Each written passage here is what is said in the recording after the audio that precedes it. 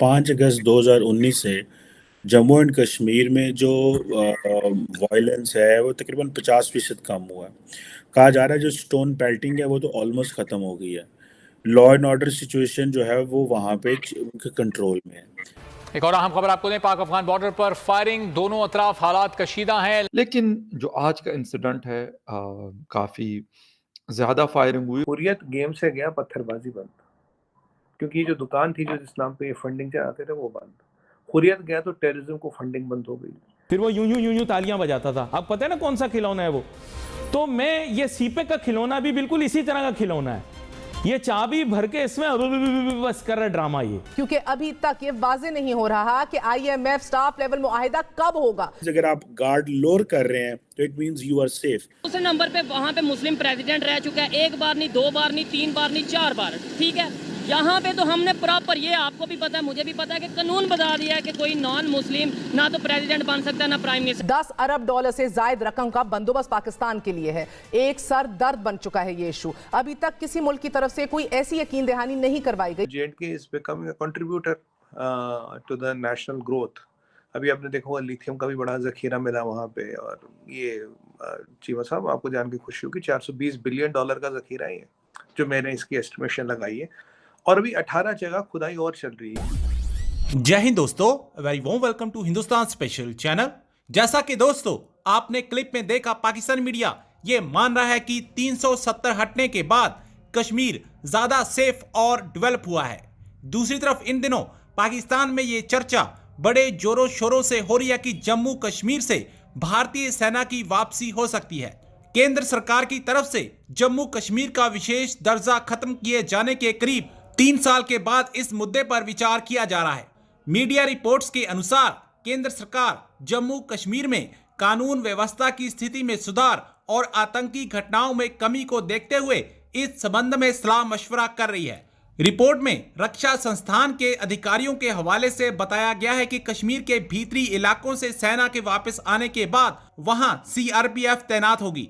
दूसरी तरफ अफगानिस्तान की तरफ से पाकिस्तान पर बड़े हमले जारी हैं, जिससे पाक अफगान सीमा पर खासा तनाव बना हुआ है। तो चलिए दोस्तों आज की वीडियो की तरफ चलते हैं। Thank you so much. 5 अगस्त 2019 से जम्मू एंड कश्मीर में जो वायलेंस है वो तकरीबन 50% कम हुआ है। कहा जा रहा है जो स्टोन पेल्टिंग है वो तो ऑलमोस्ट ख़त्म हो गई है। लॉ एंड ऑर्डर सिचुएशन जो है वो वहाँ पे उनके कंट्रोल में है। तो क्या इसकी वजह मैसिव यूज़ ऑफ फोर्स था? क्या इसकी वजह लोगों का वहाँ पे इस चीज़ पे कन्विंस हो जाना कि भाई क्योंकि हुकूमत ने अब यूनियन टेरिटरीज़ को बना दिया है और जो लोकल वॉइसेस हैं वो ये समझती हैं कि अब हमें सेंट्रल हुकूमत के साथ मिल जाना चाहिए, और पाकिस्तान की पोजीशन भी कमज़ोर हो गई है। जहाज जो माजी में चलता था वो भी अब उसकी वैल्यू नहीं रही। तो अब क्या इन ये वजूहात हैं, ये कितनी कोई इनकी इम्पोर्टेंस है जिसकी वजह से ये वायलेंस कम हुआ है? क्योंकि स्टोन पेल्टिंग पे इंडियन जो अथॉरिटीज़ थी वहाँ पे बड़ा सख्त एक्शन लेती थी, तो वो तो कहा जा रहा है बिल्कुल ख़त्म हो गई। वायलेंस 50% कम हो गया, चीज़ें ख़त्म हो गई। लॉजिक क्या है पीछे? पाकिस्तान की कमज़ोरी कि पाकिस्तान कश्मीर इशू को उस तरह नहीं कर रहा? देखिए चलिए चीमा साहब, आज आपने कहा पाकिस्तान की कमजोरी नाम का वर्ड आपने यूज किया, तो पाकिस्तान का आपने इन्वॉल्वमेंट माना, अच्छी बात है। मैं आपकी जवाब दे देता हूँ। It's not an involvement, it's like कि पाकिस्तान इंटरनल इश्यूज में फंस गया है तो वो कश्मीर को इतनी वैल्यू नहीं दे पा रहा। नहीं, देखिए वायलेंस के कंटेक्स्ट में इंटरनल इश्यूज कहीं आते नहीं। वायलेंस की बात हो रही थी, वायलेंस के इंसिडेंट कम होने की। अब मैं आपके सवाल का जवाब देता हूँ। कंटेक्स्ट में भी देखिए, what ever I am saying is right.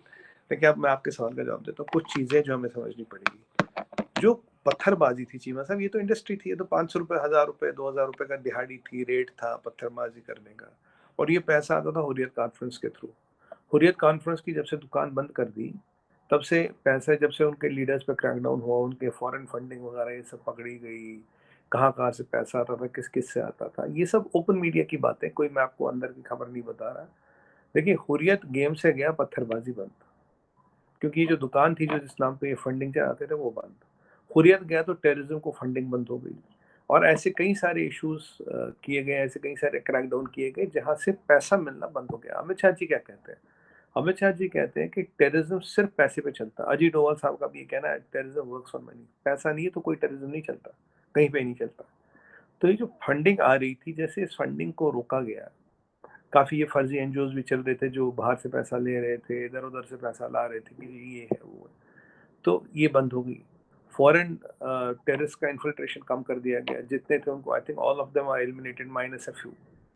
तो ये जो दो चीज़ें चलाती थी मेनली टेररिज्म को, एक तो फंडिंग और एक फॉरेन टेररिस्ट जो आते थे, जब दोनों पे लगाम कसी गई तो लोकल्स को, जो लोकल कुछ भी टेररिज्म में थे, मैं ये नहीं कहूँगा नहीं थे, कुछ मिसगाइडेड यूथ थे टेररिज्म में, अब उन्हें लगा यार ये कुछ सस्टेनेबल तो है नहीं। अब हुर्रियत कॉन्फ्रेंस का किसी का बच्चा या किसी का बेटा तो टेररिस्ट बना नहीं, किसी का बेटा तो मुजाहिद बना नहीं, मुजाहिद तो इधर उधर से पकड़ के बनाते थे। अब आप देखिए उनके पास क्या मकान है, कितने हजारों करोड़ की प्रॉपर्टी उनसे बरामद हुई, ये हुई, मतलब पैलेस में रहते थे। ये सब चीजें इनका जो खुल एक्सपोज हुआ। दूसरी बात हुई 335 370 हटने के बाद जो जो सिन्हा साहब की गवर्नमेंट आई, मनोज सिन्हा पहले मुर्मू साहब थे, ये बहुत ट्रांसपेरेंट और क्लीन गवर्नमेंट है। हमने तब से 3-4-5 इलेक्शन वहाँ करा दिए, डीडीसी इलेक्शन हो गए, पंचायत के हो गए, बीडीओ के हो गए, एक नई ऑल्टरनेट लीडरशिप सामने आई और लाखों में वोट पड़े, आपको तो पता ही है, और अब तक का हाईएस्ट टर्नआउट था। पहले एक टाइम में इलेक्शन होता था 7% में लोग चीफ मिनिस्टर बन जाते थे, चलो वो टाइम रहा नहीं। सुमित भाई, अगर इतना सब कुछ अच्छा है तो यूनियन टेरिटरी क्यों है फिर? मैं आ रहा हूँ, उसी पे आ रहा हूँ, बिल्कुल मुझे पता था आप पूछेंगे। तीसरा पॉइंट, जो हजारों करोड़ की इन्वेस्टमेंट वहां आई और मुसलमान उनको चाहिए जो आज तक नहीं आई थी। ऐसा नहीं बाकी कंट्रोल नहीं डाला, हमारे इंडस्ट्रियलिस्ट खूब लगा रहे। पुलवामा में अभी मैंने देखा था जिंदल साहब का प्लांट लग रहा है। कल महाशिवरात्रि के दिन शंकराचार्य में इतने लोग हैं जितने पिछले 30 सालों में नहीं देखेंगे, बड़ा बहुत पुराना शिव टेम्पल है। तो चीमा साहब, ये इन्वेस्टमेंट मुसलमान कंट्रियों से भी आई, नॉर्मल कंट्रियों से भी, लोकल इंडस्ट्रियलिस्ट ने भी, हमारे जो इंडिया के हैं बहुत पैसा डाला। अब ये जो डेवलपमेंट आ रही, हॉल खुल गए, चीजें हो गई, धीरे धीरे चीजें खुल गई। इंटरनेट 4G आ रहे हैं, आप इंटरनेट की बात करें, 4G सर्विस फटाफट चल रही है कश्मीर में, कोई टेंशन नहीं। आपने एक बार मुझे पूछा था, मैंने कहा चीमा साहब 4G चालू करेंगे और कुछ दिन बाद करेंगे। ऐसा नहीं आपने कहा था जी कश्मीर तो आप 2G पे रखोगे, खुद 4G 5G पे जाओगे। 4G सर्विस चालू है, वहाँ 5G भी होगी। तो जब कोई ऐसी कोई घटना होती है, जब प्रोपेगेंडा के वीडियो आपके यहाँ से बन के आते तो उनको रोकने के लिए थोड़ी देर ऑप डाउन करना पड़ता, अन्यथा 4G 5G सब चल रहा है। जब ये डेवलपमेंट डिलीवर हो रही है डोर स्टेप पे, एक ऑल्टरनेट लीडरशिप आ रही है, तो ये कारण है चीज़ों के बेहतर होने का। अब आपने बोला यूनियन टेरिटरी क्यों, मैंने आपको बोला आंसर। आप देखिए, मेरे हिसाब से इलेक्शन में 1.5-2 साल है, 1 साल, 1.5 साल, 2 साल। इनफैक्ट इलेक्शन कमीशन का गो अहेड की देर है। As soon as election commission का गो अहेड आएगा तो हो सकता है इलेक्शन की डेट भी अनाउंस हो जाए। इलेक्शन भी होगा, इलेक्शन होगा तो स्टेटहुड भी रिस्टोर होगा। ये तो अमित शाह जी इज कमिटेड ना, उन्होंने बोला कि it will not be union territory, will restore the statehood. J&K is becoming a contributor to the national growth. अभी आपने देखा होगा लिथियम का भी बड़ा जखीरा मिला वहाँ पे, और ये चीमा साहब आपको जान के खुशी होगी, $420 बिलियन का जखीरा है, जो मैंने इसकी एस्टिमेशन लगाई है। गवर्नमेंट का नंबर नहीं है, मैंने जो अपने हिसाब से कैलकुलेशन लगाई, इट्स वर्थ अराउंड $420 बिलियन। और अभी 18 जगह खुदाई और चल रही है, ये तो एक जगह का नतीजा है।